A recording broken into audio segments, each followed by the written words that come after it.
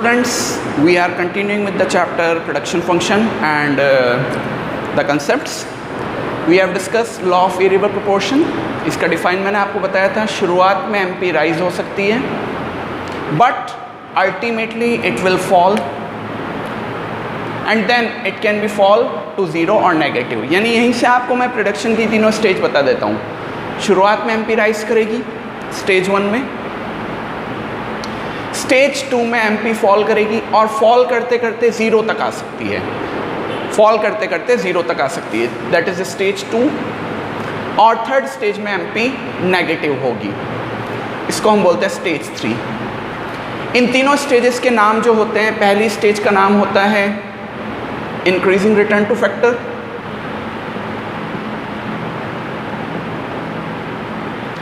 दूसरी स्टेज का नाम होता है डिक्रीजिंग रिटर्न टू फैक्टर और तीसरी स्टेज का नाम होता है नेगेटिव रिटर्न टू फैक्टर. एक चीज़ और, स्टेजेस का आइडेंटिफिकेशन हमेशा MP के बिहेवियर से होता है, कभी भी TP के बिहेवियर से आपको स्टेजेस नहीं पहचाननी है. स्टेजेस को आपको पहचानना है MP के बिहेवियर से. फर्स्ट स्टेज MP राइज कर रही है, increasing return two factor. Second stage MP fall करते करते 0 तक आ रही है, डिक्रीजिंग रिटर्न टू फैक्टर. और थर्ड स्टेज में MP नेगेटिव हो रही है, that is negative return two factor. Quickly एक छोटा सा आपके शेड्यूल बना लेते हैं. ओके, UK कैपिटल को हमने कांस्टेंट कर दिया है और UL वेरिएबल फैक्टर हमारा लेबर है, जिसको हमने 0 से 7 तक लिया है. आपको मैंने बताया था और भी चेंजेस कर सकते हैं. ओके, 0 के सामने MP के कॉलम में डैश होता है और TP के कॉलम में 0 होता है.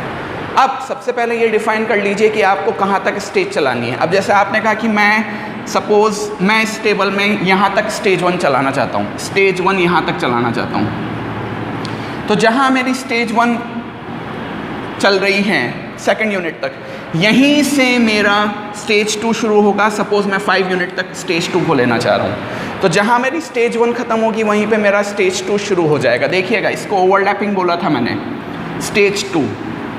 और जहाँ मेरा स्टेज 2 ख़त्म हुआ वहीं से मेरा स्टेज 3 शुरू हो जाएगा.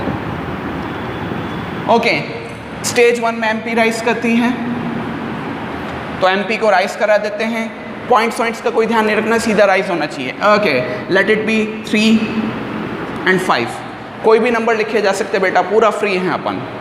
अब मुझे यहाँ के बाद स्टेज 2 में इसको MP को फॉल कराना है.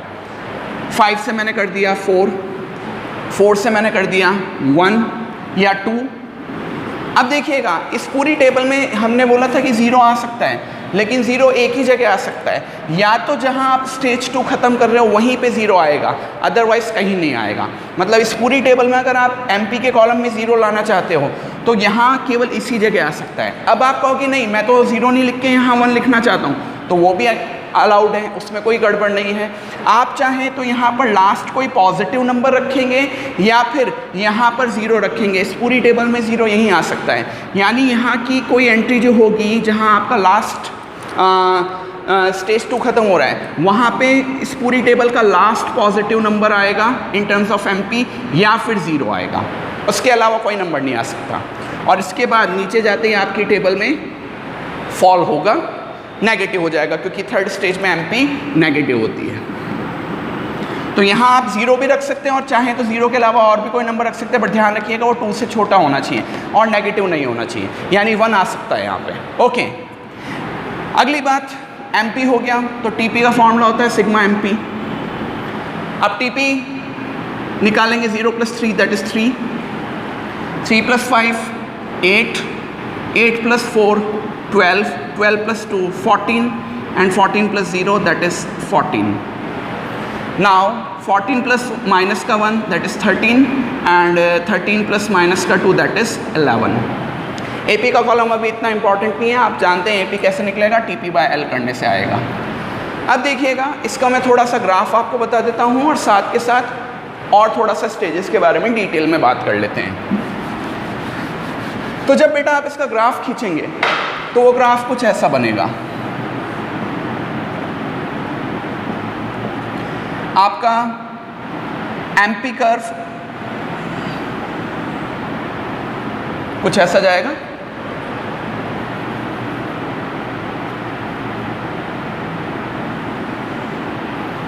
और एक टीपी कर्व ऐसा कुछ जाएगा और एमपी कर्व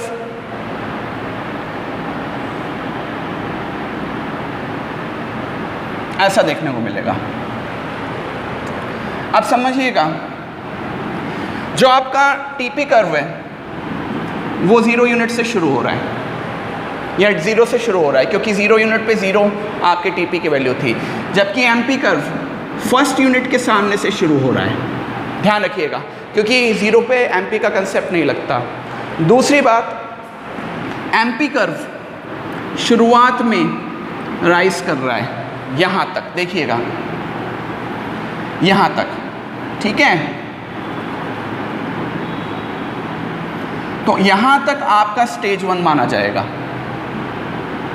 स्टेज 1 जिसमें एमपी राइज करता है। और स्टेज 1 हमारे यहाँ इस टेबल में 2 यूनिट तक है, तो जब आप इसको ग्राफ पे सही से बनाओगे तो 2 यूनिट तक आपका एमपी राइज करता हुआ आएगा। इस दौरान एमपी जो राइज कर रहा होगा, एमपी जब तक राइज करता है, यानी फर्स्ट यूनिट की बात कर रहा हूँ, फर्स्ट स्टेज की बात कर रहा हूँ, तब TP increases at increasing rate. TP increase करता है बट एट इंक्रीजिंग रेट। देखिएगा इंक्रीजिंग रेट का मतलब क्या है। यहाँ टीपी राइज किया 3 पॉइंट, यहाँ टीपी राइज किया 5 पॉइंट, यानी यहाँ पर एमपी राइज कर रहा है, तो जब तक एमपी राइज करेगा TP is increasing at increasing rate. ये पूरा स्टेज 1 का मतलब है। स्टेज 1 का मतलब था एमपी राइज कर रहा है, इसका मतलब इंक्रीजिंग रिटर्न टू फैक्टर, और इस समय TP increases eight increasing rate. ये मैंने यहाँ पे आपको करके दिखाया। सेकंड स्टेज, एमपी फॉल करता है, इसको बोलते हैं डिक्रीजिंग रिटर्न टू फैक्टर। अब देखिएगा एक जादू, देखिएगा। अब देखिए यहाँ के बाद आपका एमपी फॉल करना शुरू कर दिया और करते करते वो यहाँ तक पहुँचा। यहाँ से यहाँ के बीच में चल रही है स्टेज 2। स्टेज 2 में एमपी फॉल कर रहा है, ये देखिए एमपी फॉल कर रहा है। लेकिन इस दौरान स्टेज 2 में एमपी फॉल करता है ना, तो इस दौरान टीपी गिरेगा नहीं बेटा, TP still increasing but at decreasing rate. ध्यान रखिए, यहीं पे सब जने गड़बड़ करते हैं। सेकंड स्टेज में एमपी फॉल करता है, बट इसका मतलब ये नहीं है कि टीपी फॉल करेगा। TP will increase but at decreasing rate. दिखा देता हूं मैं आपको, ये आपका एमपी फॉल कर रहा है। अब जरा इधर पैटर्न पे ध्यान दीजिए। 8 के बाद आया 12, इंक्रीज, 12 के बाद आया 14, इंक्रीज, 14 के बाद आया 14, यानी यहां से यहां के बीच में इंक्रीज तो हो रहा है, बट देखिएगा TP is still increasing, but increasing की जो रेट है बेटा वो गिर चुकी है। पिछली बार 0 से 3, 3 से 5 पॉइंट का जंप मारा था, बट अब की बार 5 के बाद 4 पॉइंट का जंप, 4 के बाद 2 पॉइंट का जंप और 2 के बाद 0 पॉइंट का जंप मारा है। यानी टीपी इंक्रीज तो कर रहा है, बट इंक्रीज करने की रेट गिरी हुई है, यानी डिक्रीजिंग रेट पे हो रहा है। ये सबसे इंपॉर्टेंट पैच है इस पूरे टॉपिक का। तो स्टेज 1 में MP increasing, TP increasing at increasing rate. Second stage MP decreasing but TP still increasing at decreasing rate. Okay, अब एक खास बात, 5th नंबर यूनिट पे आपका एमपी 0 हो रहा है। इस समय आपका टीपी का वैल्यू मैक्सिमम होगा। जहां आपका एमपी बेटा 0 होता है उस जगह टीपी मैक्सिमम होता है। कुछ कुछ आपको एमयू की याद आ जाएगी। जहाँ एमयू 0 होता था वहाँ टीयू मैक्सिमम हो जाता था। तो सेम वे जैसे एमपी 0 हो रहा है उस जगह टीपी मैक्सिमम होगा। और इसके बाद एमपी हमारा बेटा नेगेटिव हो गया स्टेज 3 में। स्टेज 3 में जैसे ही हमारा एमपी नेगेटिव हुआ तो टीपी फॉल कर रहा है। तो यानी third stage MP is negative, इसको बोलते हैं नेगेटिव रिटर्न टू फैक्टर। और इस समय आके टीपी डिक्रीजेस। तो आपके क्वेश्चन बन सकता है when MP is 0 TP is maximum, when MP is negative तब जाके टीपी आपका फॉल करेगा। टीपी उस समय फॉल नहीं करता जब एमपी फॉल करना शुरू करती है। एमपी जब 0 से क्रॉस करके नेगेटिव में पहुंच जाएगी तब जाके आपका टीपी फॉल करना शुरू करेगा। तो इससे रिलेटेड एक शेड्यूल और नोटबुक में आपको ग्राफ मैंने और अलग से समझाया है, जो अलग रीडिंग्स पे हैं। प्लीज़ उस ग्राफ को भी देखिए, इस एग्जाम्पल को भी देखिए, और कोई आपको प्रॉब्लम आती है तो बेटा फिर से आप मेरे को कॉल या टेक्स्ट करके इस एग्जाम्पल को क्लियर कर सकते हैं, ग्राफ को क्लियर कर सकते हैं। ओके, एक चीज़ जो और हम डिस्कस करना चाह रहे हैं दैट इज कि इस टेबल से हमें एक चीज़ और देखने को मिलेगी कि ideal units of variable factor and maximum unit of variable factor to consume या utilize the capital, कि हमारे पास कैपिटल एक फिक्स रिसोर्स है, उसके साथ हम वेरिएबल फैक्टर को मिक्स कर रहे हैं और वेरिएबल फैक्टर उसका यानी लेबर उसको यूज़ कर रहा है और प्रोडक्शन कर रहा है। अब लेबर की कितनी यूनिट्स इस कैपिटल को कंज्यूम करने के लिए बेस्ट है, तो मैं आपको बता देता हूँ। आइडियली तो केवल 2 units, 2 units of labor was enough to fully utilize that 5 unit of capital। कैसे पता चला? जहां तक हमारा स्टेज 1 चल रहा होता है या एमपी राइज कर रहा होता है, उस यूनिट तक हमारा ideal unit of variable factor माना जाता है। फिर से बोल देता हूं, ideal unit of variable factor कितनी होगी, तो मैं बता देता हूं, जहां तक हमारा स्टेज 1 यानी एमपी राइज करता हुआ चल रहा है वहां तक हमारा ideal unit of variable factor माना जाता है। और मैक्सिमम कितना होगा, तो जहां पर आपका 0 आ जाए, या तो एमपी 0 हो जाए या फिर स्टेज 2 खत्म हो जाए, स्टेज 2 खत्म हो जाए जिस यूनिट पे, उस जगह आपका ideal maximum unit of variable factor माना जाता है। फिर से बोल देता हूँ, आइडियल कहाँ माना जाएगा, जहाँ स्टेज 1 खत्म हो रहा है, स्टेज 1 एंड्स, वहाँ पर माना जाएगा, जैसे इसमें 2 यूनिट पे। जबकि मैक्सिमम कितनी चाहिए, तो मैक्सिमम के लिए हमें देखना पड़ेगा स्टेज 2 कहाँ एंड हो रहा है। स्टेज 2 एंड कहाँ हो रहा है उसको पकड़ लीजिए आप। तो स्टेज 2 एंड हो रहा है 5 यूनिट्स पे। 5 यूनिट्स के बाद अगर हम और यूनिट ऑफ लेबर लेके आते हैं तो इसका मतलब है उनसे हमें प्रोडक्टिविटी नहीं मिलेगी, बल्कि उनसे हमारे प्रोडक्शन का और लॉस होगा और टीपी गिर जाएगा। ओके, तो आपने देखा है शुरुआत में एमपी राइज करता है और बाद में एमपी फॉल करता है। इंक्रीजिंग रिटर्न टू फैक्टर होता है और डिक्रीजिंग रिटर्न टू फैक्टर होता है। इसका रीज़न क्या है? ऐसा क्या होता है कि शुरुआत में एमपी राइज करते हुए मिलेगी, बाद में एमपी फॉल करते हुए मिलेगी? तो बेटा उसके रीज़न बता देता हूँ। 3 रीज़न है राइजिंग एमपी के यानी फर्स्ट स्टेज के। सबसे पहले full use of fix factor. देखो हमारे पास कैपिटल की 5 यूनिट थी, अब इस 5 यूनिट को यूज़ करने के लिए हमें इसको वेरिएबल फैक्टर के साथ मिक्स करना पड़ेगा, या मैं यूँ बोलूँ तो प्रोडक्शन के लिए फिक्स फैक्टर और वेरिएबल फैक्टर दोनों होने ज़रूरी है। आपके पास केवल फिक्स फैक्टर होगा तो प्रोडक्शन नहीं हो पाएगा, या आपके पास केवल वेरिएबल फैक्टर होगा तो प्रोडक्शन नहीं हो पाएगा। फिक्स्ड और वेरिएबल दोनों होंगे तभी प्रोडक्शन कर पाएंगे। अब हमारे पास कैपिटल की 5 यूनिट है, अब उस 5 यूनिट को यूज़ करने के लिए हमारे पास इनफ लेबर भी होना चाहिए या वेरिएबल फैक्टर भी होना चाहिए। तो जब तक हमारे पास वो इनफ वेरिएबल फैक्टर नहीं आएगा, यानी 0 से 1, 1 से 2 तक नहीं पहुँचेंगे हम, तब तक ये अंडर यूटिलाइज रहेगा। जब तक हम आइडियल यूनिट तक नहीं पहुँचेंगे, till ideal unit fix factor remain under utilised, उसका पूरा यूज़ नहीं हो पाता है। So additional unit increases MP, यानी जब तक हम 0 से 2 तक नहीं पहुंच पाए हैं, या किसी और टेबल में अगर 3 यूनिट तक है या 4 यूनिट तक है, जब तक हम स्टेज 1 के एंड तक नहीं पहुंच पा रहे, तब तक हमारा फिक्स फैक्टर क्या रहेगा? अंडर यूटिलाइज रहेगा, और आने वाली यूनिट उसको और बेटर वे में यूज़ कर पाएगी, इसलिए प्रोडक्टिविटी इंक्रीज करती हुई होगी। दूसरा, डिवीज़न ऑफ लेबर। देखिए जब वेरिएबल फैक्टर की यूनिट्स शुरुआत में बहुत कम होती है, तो आपने देखा होगा कि एक काम को अगर एक ही जना सारा काम संभाले घर का, तो वो बहुत ओवरबर्डन हो जाता है और बहुत कन्फ्यूज़न में चला जाता है कि क्या काम करें क्या नहीं करें।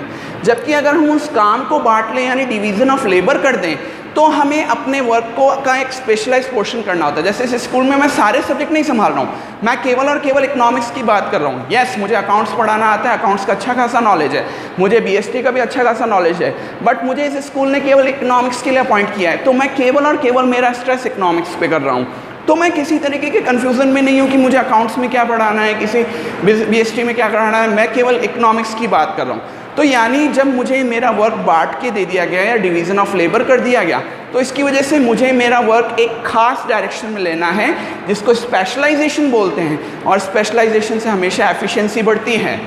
स्पेशलाइजेशन होगा, एफिशिएंसी इंक्रीज होगी, और एफिशिएंसी इंक्रीज करने का मतलब ही बेटा क्या होता है, एमपी होता है।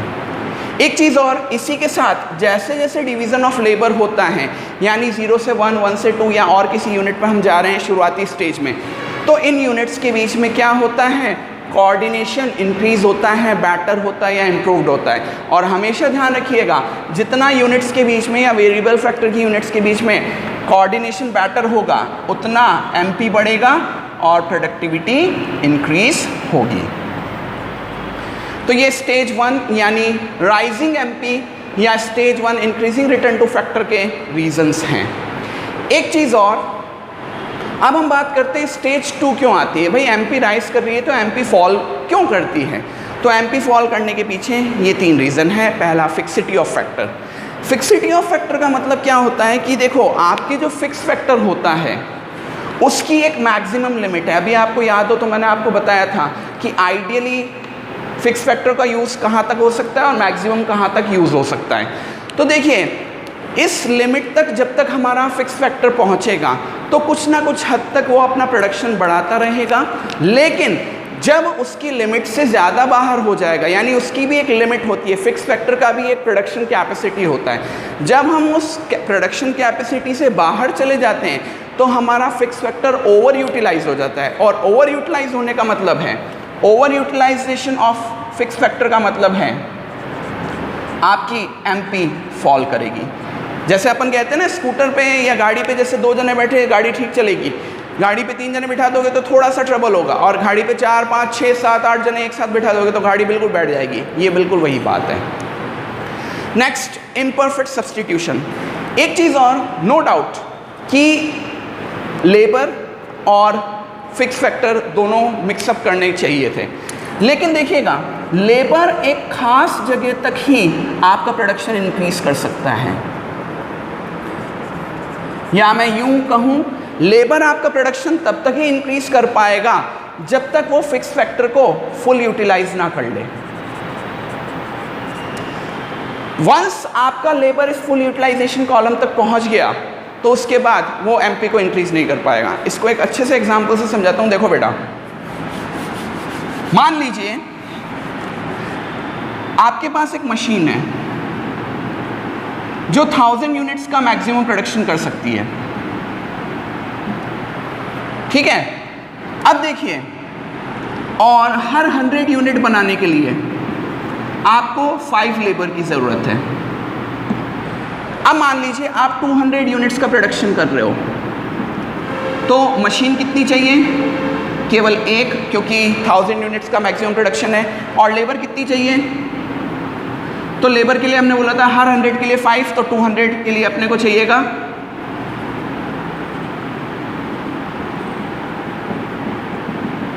10 यूनिट्स।